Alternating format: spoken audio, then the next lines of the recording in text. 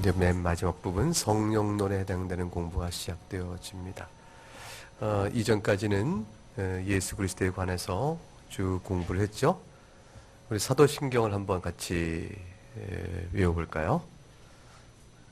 전능하사 천지를 만드신 하나님 아버지를 내가 믿사오며 그 외아들 우리 주 예수 그리스도를 믿사오니 이는 성령으로 잉태하사 동정녀 마리아에게 나시고 본디오 빌라도에게 고난을 받으사 십자가에 못 박혀 죽으시고 장사한 지 사흘 만에 죽은 자 가운데서 다시 살아나시며 하늘에 오르사 전능하신 하나님 우편에 앉아 계시다가 저리로서 산 자와 죽은 자를 심판하러 오시리라. 성령을 믿사오며 거룩한 공예와 성도와 서로 교통하는 것과 죄를 사하여 주시는 것과 몸이 다시 사는 것과 영원히 사는 것을 믿사옵나이다. 아멘. 굉장히 잘하셨습니다. 여러분이 외우신 사도신경은 성경에 나와 있는 가장 중요한 복음적 요소를 요약해 놓은 것이기 때문에 그거를 이제 신앙을 처음 가질 때 외우느라고 고생을 좀 하잖아요. 잘 안 외워지고 말도 어투가 그렇고 그래서 결국 외우고 난 뒤로는 매주마다 반복되는 예배를 통해서 되풀이 되어지니까 이제는 뜻을 다 분명하고 명료하게 알지 못해도 아는 듯이 잘 외워지는 신앙 고백이 되어지죠. 사도신경의 내용을 하나하나 그 의미를 바로 안다면 사실은 신구약 성경 전체에 대한 제법 조리 있는 이해를 갖고 있는 셈이 되어집니다. 아주 중요한 내용이라 볼 수 있는데 지금 우리는 지난번에 예수 그리스도께서 저리로서 산 자와 죽은 자를 심판하러 다시 오실 것이라 라는 그리스도의 재림과 심판에 대해서 우리가 살펴보았습니다.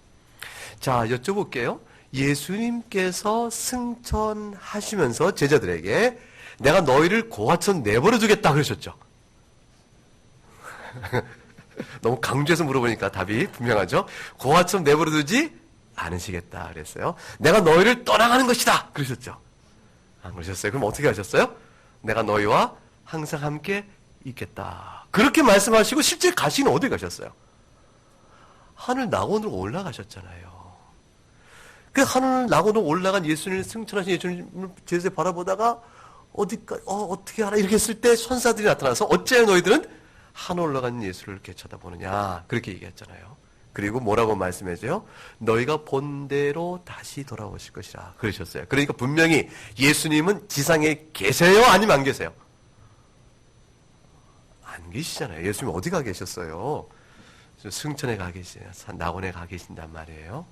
근데 주님은 뭐라고 하셨냐면 내가 너희를 떠나겠다, 떠나지 않겠다, 떠나지 아니하리라. 너희를 버려두겠다, 버려두지 아니하겠다, 버려두지 아니한다. 내가 너희와 함께 있겠다, 함께 있지 않을 것이라, 함께 있겠다. 도대체 왜 그렇게 말씀하셨을까요? 어떻게 계시려고? 어떻게 계시려고? 그것은 인성에 따라 육체는 어떻게 돼요? 영혼과 육체는 낙원에 가 계시지만 그리스도께서 우리와 어떻게 함께 계실까요? 그의 영으로 함께 계세요. 영으로. 예수님이 영으로 우리와 함께 계실 수 있는 까닭. 자, 여러분 사람이 죽어서 성도가 어디를 가죠? 낙원에 가죠. 예수님 계신 낙원을 가지 않습니까? 여러분 갈 곳인데 모르시면 안 돼요. 우리가 다 이 세상 다 끝나면 우리는 어디로 간다? 낙원을 갑니다. 낙원으로 갔어요. 자, 여러분 제가 낙원에 갔습니다. 여러분이 제가 여러분과 함께 있습니까? 남성교님 너무 믿음이 좋으세요. 제가 낙원에 갔어요. 먼저 여러분보다 먼저 세상을 떠나서 그럼 제가 여러분과 함께 있나요? 그냥 함께 못 있죠. 여러분이 기억 속에 과거의 제 모습이 기억이 나서 김병원 목사 이랬지라고 기억 속에는 있을지 모르지만 실제적으로는 같이 있지 못하죠. 그리스도께서 낙원에 가셨지만 내가 너희와 함께 있다는 말은 우리의 기억 속에 관념적으로 있는다는 거 아니면 실제로 함께 계신다는 것이에요. 기억 속으로만 아니면 실제로 같이 계시는 거예요. 실제로 어떻게 같이 계시는가?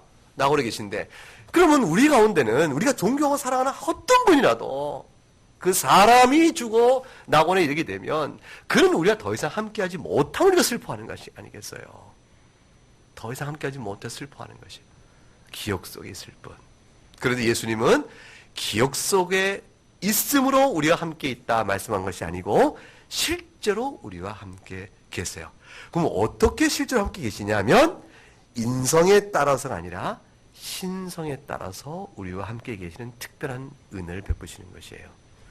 그러니까 그리스도께서는 인성을 가지신 분이면서 또한 신성을 가지신 하나님이시기 때문에 이미 예수를 그리스도하는 우리들에게 주님께서 행하신 모든 사역과 맞물려 신성적 능력으로 우리와 함께 하시고 단순히 능력으로만 함께 하신 것이 아니라 특별하게 영으로, 하나님은 영이시기 때문에 신성에 따라 영으로 우리와 함께 하세요. 그러심으로 성도와 더불어 있으니 주님은 결코 우리를 떠나시는 게 아니죠. 그럼 하나님이 어디서나 우리와 함께 계시다는 말과 같은 겁니까? 그래서 하나님께서 우리와 함께 계시다, 어디나 계신 하나님은 우리와 함께 계시다 라고 말할 수 있는 일반적 의미에서 그리스도는 신성에 따라 우리와 함께 계시지만 더욱더 특별하게 우리가 그리스도를 믿는 그리스도에 속한 사람이기 때문에 의도적이며 특별한 대상으로 목적을 가지고 우리와 함께 하세요. 그러니까 돌보시는 대상으로 우리와 함께 하시는 것이에요. 만물이 잘 운행되도록 다스리시는 일반적인 하나님께서 어디나 계신 건 넘어서서 사랑하는 자에게 특별한 목적성을 가지고 우리와 함께 계세요. 우리의 영혼과 육체를 지키시고 환난 날에 우리를 보호하시고 끝까지 나를 지키신다라는 의미에서 내가 너희를 반드시 구원할 것이라 성도의 견인, 끝까지 우리의 믿음 안에 썰지 않도록 붙들어 주시는 의미에서 그리스도 우리와 함께 하십니다. 그것이 바로 영으로 함께 하시는 것이에요. 그렇게 영으로 함께 하신 그리스도의 사역은 아버지께서 그 영을 보내신다 되었으니 아버지 영이요. 동시에 그리스도께서 보내신다고 했으니 그리스도의 영이신 바로 성령님의 역사로 우리에게 주어집니다. 자, 그리스도께서 우리에게 영으로 함께 하시는데 우리와 함께한 그리스도의 영이 곧 누구라고 그러셨죠? 성령님이세요. 아버지께서 우리에게 영을 보내시사 도우시는데 그 아버지의 영이 누구시냐면 곧 성령님이세요. 자, 그러니까 사역적으로 보게 되면 성부 하나님께서 우리를 택하여 불러내실 때 하나님의 영으로 우리가 중생함을 입는데 그 하나님의 영으로 중생함을 입도록 하시는 그 하나님의 영이 누구시냐면 성령님이세요. 그리스도께서 그리스도인을 돌보시고 우리가 그리스도에게서 연합되어서 떨어지지 않도록 묶어주시는데 그리스도의 영으로 우리가 믿음으로 하나님께 되어진 그리스도의 영의 역사가 누구냐면 그리스도께서 보내신 성령님이세요. 그래서 자 보세요. 성부와 성자와 성령은 다 하나님이세요. 하나님은 영이시기 때문에 성부 하나님도 영이세요. 성자 하나님도 영이세요. 성령 하나님도 영이세요. 신성에 따라 성부, 성자, 성령은 다 한 영이세요. 세 영들로 분할되거나 쪼개지지 아니하고 무한하시고 완전하신 신성의 하나됨처럼 각각의 영도 본질에 따라 한 영으로 계세요. 근데 한 영이신데 아버지, 아들, 성령의 인격이 구별되어지는 것이에요. 따라서 아버지의 뜻에 따라 아들이 순종하고 그 순종하신 일들이 이루어지게끔 아버지의 뜻에 따라 성령께서 구원의 사역을 이루어 가시니 그리스도의 사역으로 인하여 우리가 믿음으로 구원 얻는 귀한 구속의 은혜를 받았고 그리고 성령께서 우리하고 믿게끔 하심으로 우리가 믿어 예수 그리스도와 연합이 되어지는 일이에요. 이 모든 일은 다 영이신 하나님께서 하시는 일인데 그 하나님께 하시는 일을 아버지께서 보내시고 그리스도께서 보내신 성령께서 행하시되 그 성령은 그리스도께서 보내신 일을 하니 그리스도의 영이기도 하시고 아버지 뜻대로 행하시니 아버지의 영이기도 하다라고 표현이 되는 것이에요. 로마서 8장을 열어볼까요? 신약성경 로마서 8장을 보겠습니다.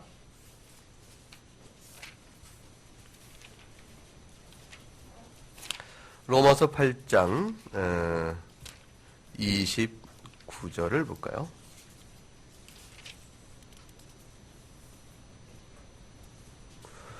어, 29절을 읽어보겠습니다. 시작.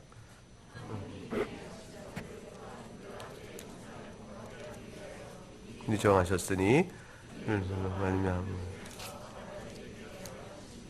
네, 우리를 그 형제 중에서 맏아들이 되게 하도록 하시기 위해서 하나님 미리 하신 자를 정하셨죠. 28절 그런 자들을 하나님이 그의 뜻대로 뭐한 자라고 되어 있죠?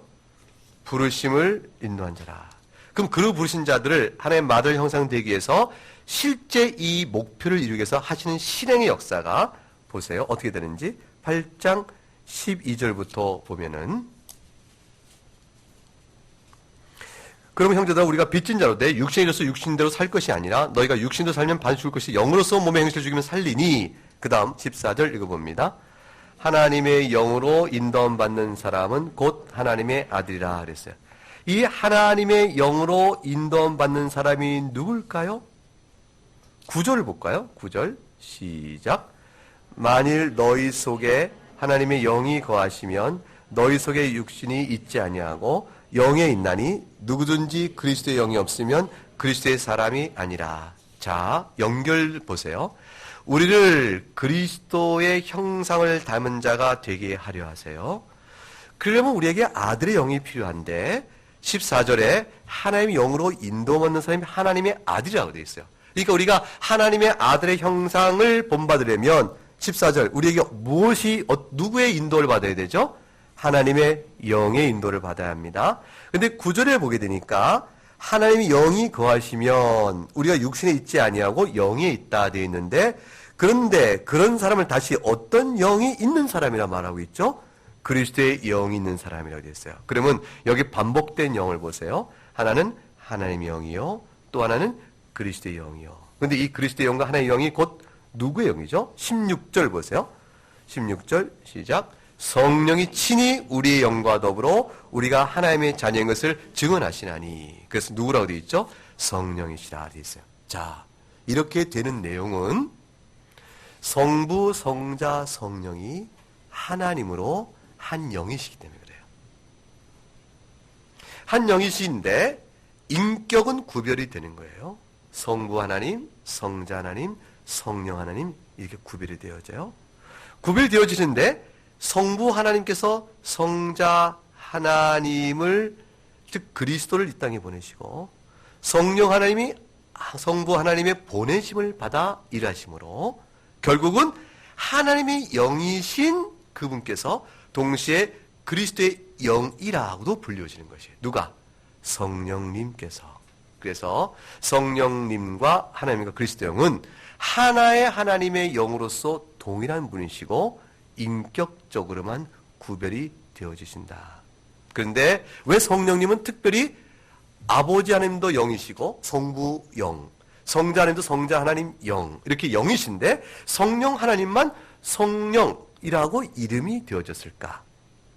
성부 하나님은 낳으시는 분이고 성자 하나님은 낳음을 받는다. 성경에 보게 되면 아버지 하나님 또 하나님의 아들 이렇게 나오니까 성부 하나님, 성자 하나님 이름이 되어지는 것은 이해가 되는데 성령 하나님은 왜 성령 하나님만 영이란 말이 이름에 붙었을까?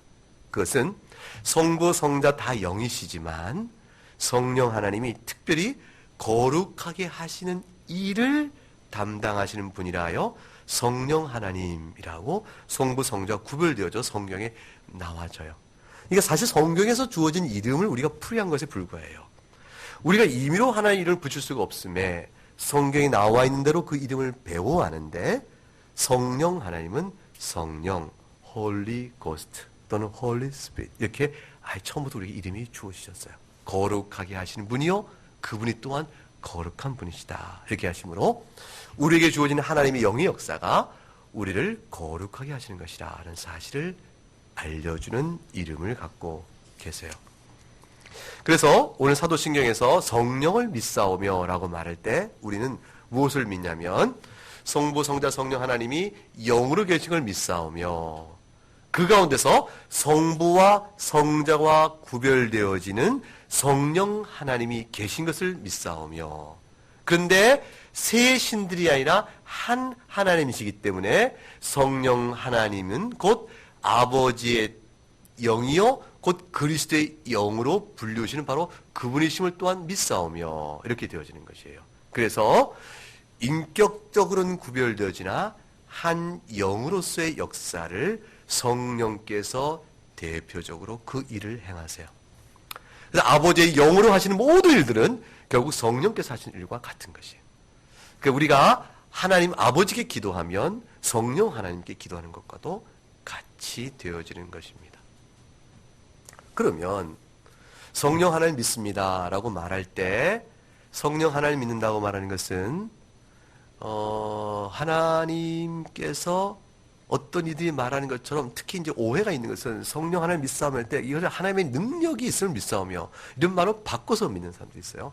성령 하나님을 마치 하나님께서 행사하시는 어떻게 능력이나 에너지나 무슨 이런 것처럼 그래서 성령 하나님을 하나의 하나님으로서의 인격성 있는 분이 아니라 아버지 하나님의 능력 자체가 성령이고 아버지 하나님의 그리스도께서 하시는 일 자체에 나타난 효과나 은사가 성령이시다. 이렇게 보고 성령님의 하나님 되심의 인격성을 인정하지 않는 무리가 있어요.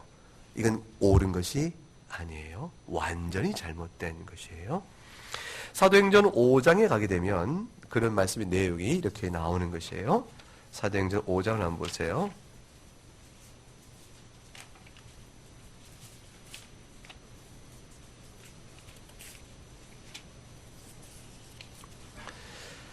사도행전 5장 3절과 4절 한번 읽어볼까요? 시작. 어찌하여 사탄이 네 마음에 가득하여 네가 성령을 속이고 땅값 얼마를 감추었느냐? 땅이 그대로 있을 때에는 네 땅이 아니며 판회도 네 마음대로 할 수가 없더냐? 어찌하여 이 일을 내 마음에 두었느냐? 사람에게 거짓말한 것이 아니요 하나님께로다. 여기서 보면 3절에 아나니아가 땅값을 감추고 다 내는 것처럼 거짓을 꾸몄죠? 이것을 누구를 속인 것이라 3절에 되어 있죠? 성령을 속였다. 그런데 4절에 보면 누구에게 거짓말한 것이라 되어 있죠? 하나님께로다. 되므로 성령 하나님이 곧 인격적 하나님이심을 동일시시키고 이끌어주고 있는 겁니다. 그렇죠? 여러분 그 세례를 줄 때 어떻게 해줘요? 성부와 성자와 성령의 이름으로 세례를 주라 하셨죠. 성부 하나님과 성자 하나님과 성령 하나님이 동일한 인격적 하나님이심을 드러내주고 있는 겁니다. 성령 하나님께서는 근심하시고 성령 하나님께서는 우리에게 하나님 자녀된 걸 친히 증거하시고 로마서 8장 16절에 우리를 아바 아버지라 부르게 이끌어내세요. 자, 성령 하나님께서 지금까지 말씀드린 요점, 성령 하나님은 인격적 하나님이시다. 성부와 성자와 더불어 구별되시는, 그러나 성부의 영, 성자의 영, 성령의 영이 한 하나님이시기 때문에 세 영들이 있는 것이 아니라 한 영이시다. 따라 성령께서 하시는 일은 곧 누구의 일이시다?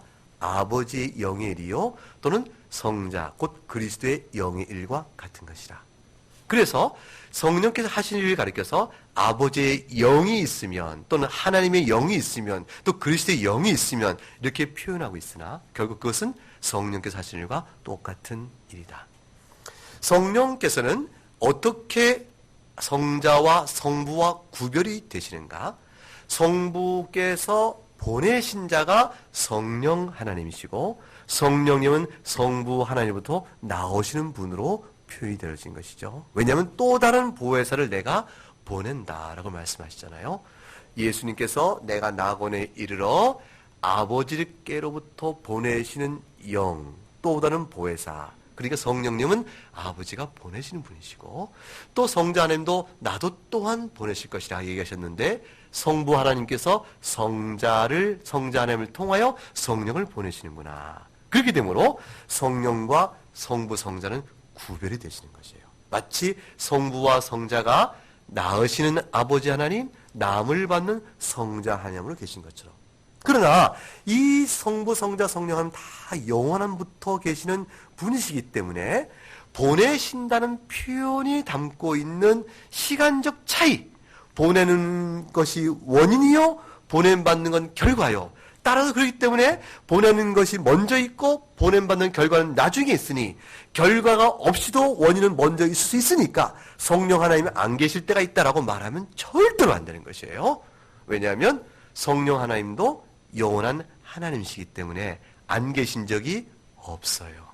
따라서 보내신 분, 보내받는 분, 이런 표현은 성경에 나와 있는 표현을 따고 있지만 우리가 경험하는 세상의 원리대로 이해하여 시간적 차이가 있거나 존재적인 차이가 있거나 본질과 신성의 차이가 있거나 영에 있어서의 권위와 권능의 차이가 있는 식으로 이해하면 절대로 안 되는 겁니다.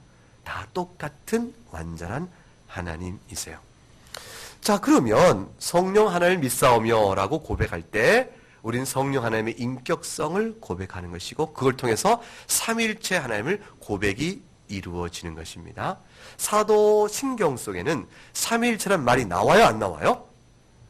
다시 한번 잘 외워봐요. 나오는데 전능하사 하나님 아버지를 믿사오며 또 그 외아들 우리 주 예수 그리스도를 믿사오며 그 다음에 성령을 믿사오며 그리하면 내가 삼위일체를 믿사오며, 이 말이 나오지 않나요? 이 말이 안 나오죠? 이 말이 안 나오지만 내용적으로 들어가 있는 것이에요. 성령을 믿사오며 그럴 때 삼위일체를 고백해 나가는 겁니다. 자, 그러면 삼위일체를 믿사오며 그 뒤에 사도신경에 어떤 고백이 이어나오죠? 성령을 믿사오며, 삼위일체 고백이 아니고 성령을 믿사오며 그 뒤에 뭐가 나오죠? 거룩한 공회를 믿사오며 그 다음에 또 뭐가 나와요? 성도가 서로 교통한 것을 믿사오며 이렇게 이어져 나오죠? 그 다음에 또 뭐가 나와요?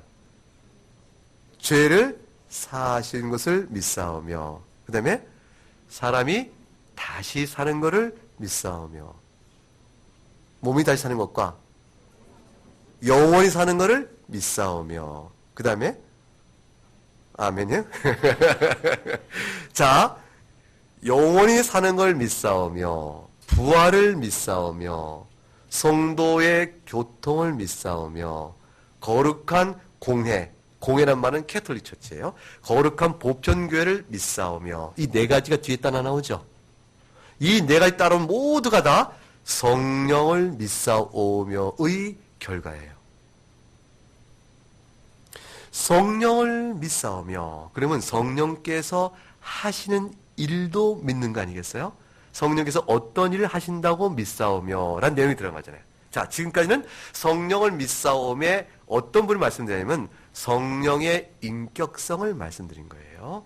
자, 두 번째 말할 것은 성령님의 사역이에요.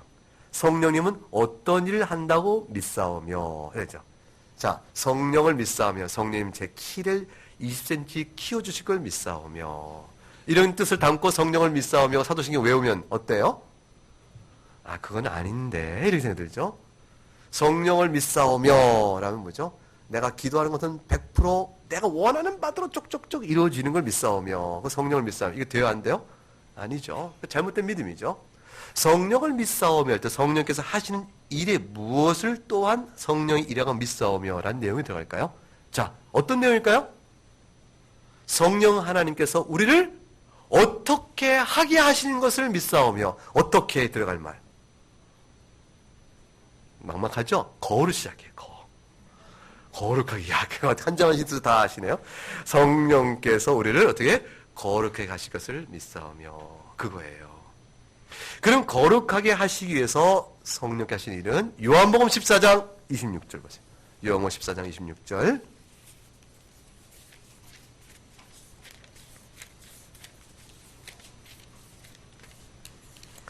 요한 14장 26절 보겠습니다. 시작. 보혜사 곧 아버지께서 내 이름으로 보내실 성령 그가 너희에게 모든 것을 가르치고 내가 너희에게 말한 모든 것을 생각나게 하리라 그랬어요. 자, 성령께서 무엇을 하실 것을 믿사오며 우리를 가르치시고 우리에게 생각나게 하실 것이라. 그것은 무슨 얘기예요? 하나님의 말씀을 읽고 깨닫게 주시는 은혜를 누가 주신다? 성령 하나님께서. 우리가 설교 듣기 전에 하나님 설교 말씀을 통해 우리에게 빛을 비추시사 조명하셔서 우리가 깨닫는 은혜를 주시옵소서. 간구하는 까닭은 하나님의 성령 하나님 도우심을 구하는 거예요. 그러니까 성령 하나님께서 우리를 진리를 깨닫게 함으로 우리를 거룩하게 하세요. 요한복음 16장 가볼까요? 16장 13절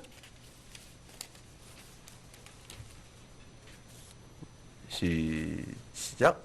그러나 진리의 성령이 오시면 그가 너희를 모든 진리 가운데로 인도하시리니 그가 스스로 말하지 않고 오직 들은 것을 말하며 장래를 너희에게 알리시리라. 성령님께서 우리를 깨우치는 은혜입니다.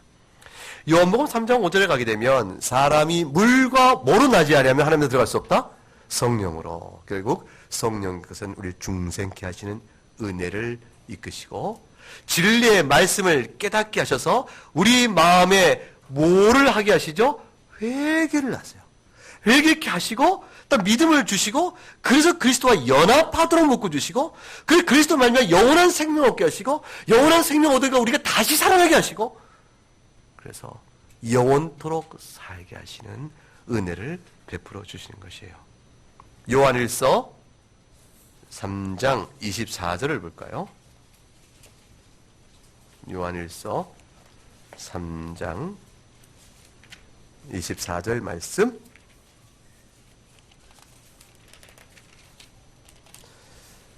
자, 읽어보겠습니다. 시작. 그의 계명을 지키는 자는 주 안에 거하고 주는 그의 안에 거하시나니 우리에게 주신 성령으로 말미암아 그가 우리 안에 거하신 줄을 아노라. 우리가 그리스도 안에 있고 우리가 또한 그리스도께서 우리 안에 거하시는 것을 우리가 어떻게 알아요? 성령으로 말미암습니다.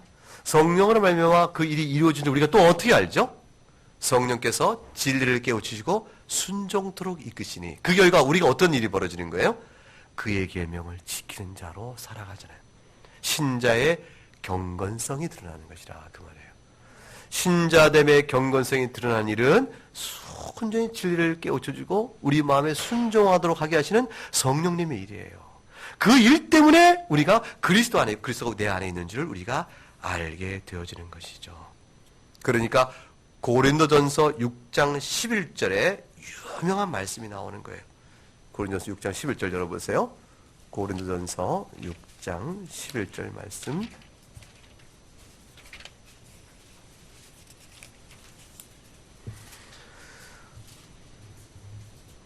(11절) 시작. 너희 중에 이와 같은 자들이 있더니 주 예수 그리스도의 이름과 우리 하나님의 성령 안에서 씻음과 거룩함과 의롭다 하심을 받았느니라. 너희 이와 같은 자들 누구를 가리켜요? 착한 사람, 나쁜 사람, 흉악한 사람들이에요. 그 앞에 어떤 사람들이 있어요? 9절부터 불의한 자예요. 하나님 나라를 유혹으로 받지 못할 사람들, 미혹받는 사람, 우상 숭배, 간음, 남색, 탐색, 도적, 탐욕, 술취한 모욕하는 자, 빼앗는 자, 속여서 하나님의 유혹을 받지 못할 자들이 너희들이었다는 거예요.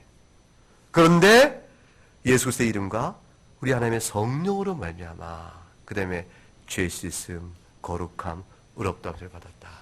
다 성령께서 우리 안에 적용하시는 일이에요.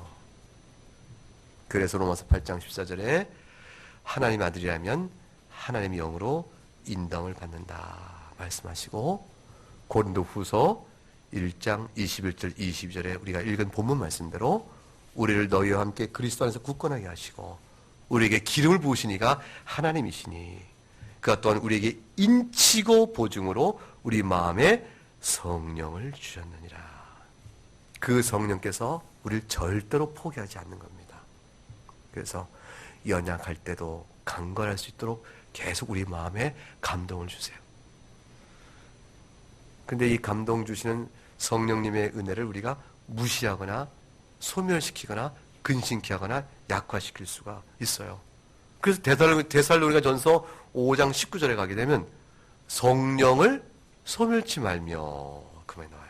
항상 기뻐하라, 쉬지 말기도 하라, 그 다음에 범사에 감사하라, 그 다음에 성령을 소멸치 말며 라는 말이 들어요. 그러면 우리 안에 주시면 성령이 소멸되어지면 성령이 우리를 떠나가시는 거 아니에요. 그러면 중생께 되는 은혜가 사라지는 거 아닌가요? 취소되는 거 아닐까요? 여러분 어떻게 돼요? 여러분은 성령 안에 늘 충만하세요? 가장 우리 가운데 성령 충만할 만한 분이 누굴까요? 그분에게 여쭤보도록 하죠. 우리 가운데 가장 성령이 충만할 것 같은 분 누굴까요? 나 아니에요.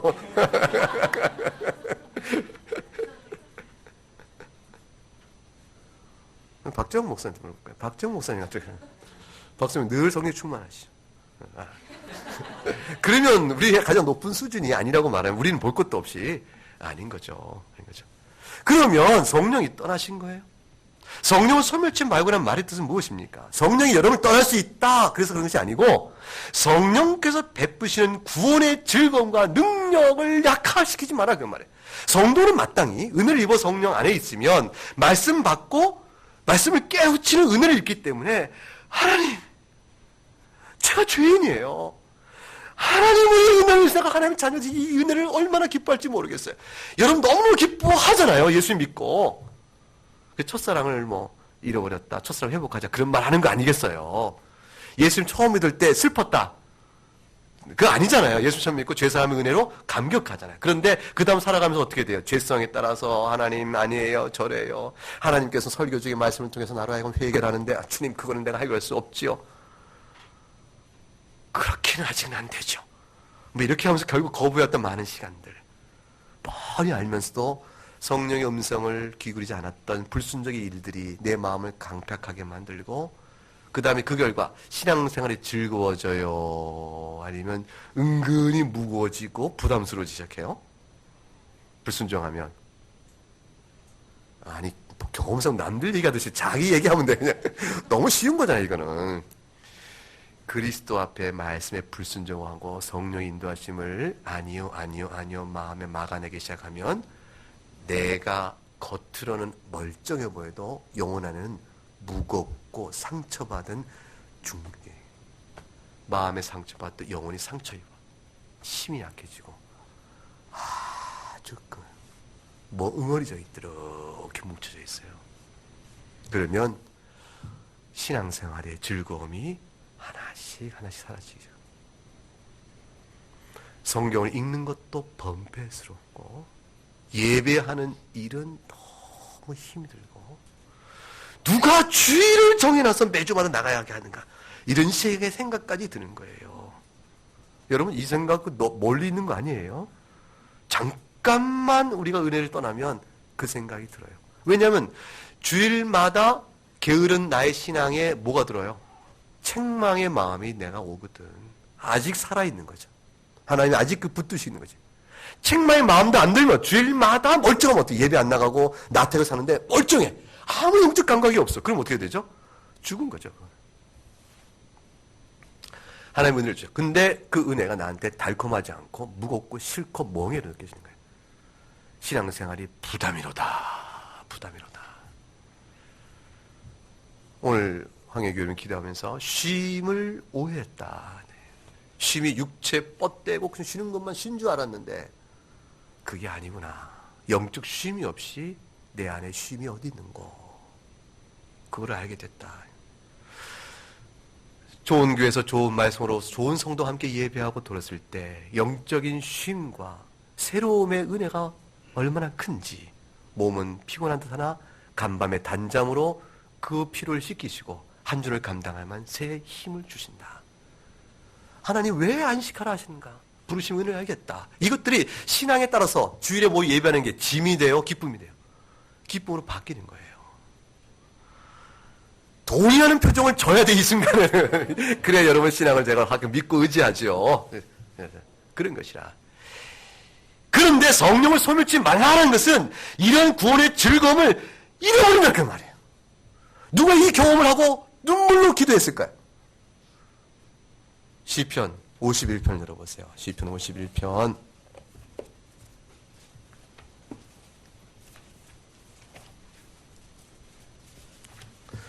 시편 51편 11절과 12절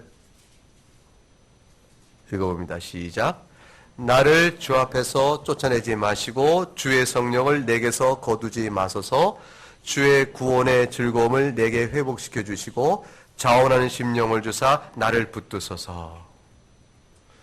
주의 성령을 내게서 거두지 마소서란 말은 12절에 바로 풀이가 되고 있는 거예요. 성령께서 베푸시는 구원의 즐거움을 내게 회복시켜 주시고 하나님을 향해 기꺼이 즐거움으로 나아가는 자원의 마음이 내 마음에 있도록 나를 붙들어 주세요. 하나님이 그렇지 아니하면 내가 51편 1절부터 내 죄악이 있고 내가 3절에 죄가가 내 앞에 있고 하나님 앞에 항상 내 죄가 있음을 내가 분명히 고백하니 내 심령이 주의 눈물로 침상을 적힐 수밖에 없사옵나이다. 그 죄에 대한 고통으로 인해서 슬픔이 있는 거죠. 성령을 소멸치 말고는 따라서 다윗의 심령처럼 다윗은 성령의 충만함과 성령이 소멸된 것이다 싶을 정도의 은혜에서 떨어져가는 경험을 같이 경험한 사람이죠. 가장 높은 하늘과 가장 낮은 인간의 나라까지 떨어져간 인물이에요. 성령께 주시는 은사와 기쁨을 상실해 버린다면 그러면 성령 소멸케 되는 은혜를 그런 일을 경험하게 되는 것이라. 그래서 성령을 소멸치 말라는 것은 교회에서 가르치는 일과 배우는 일에 힘써라. 교회의 사역을 귀히 여기라. 복음을 늘 학습하고 묵상하라. 육신의 안일과 나태에 빠지지 마라. 기도를 꾸준히 해라. 성령이 주신받은 은사를 잘 선히 사용하여 주님의 영광과 이웃을 위하여 애쓰고 그들의 영혼 구원을 위해서 노력하라. 그리하면 성령의 충만한 마음으로 너희가 항상 주와 동행할 수 있을 것이라. 이것이 성령을 믿사오며 라는 말 속에 담겨있는 성령님의 사역과 관련된 우리의 고백입니다. 잘 이해가 되셨죠? 네, 이 말씀을 가지고 주 앞에 선히 살아가신 여러분 될 수 있기를 주의 이름으로 축복합니다.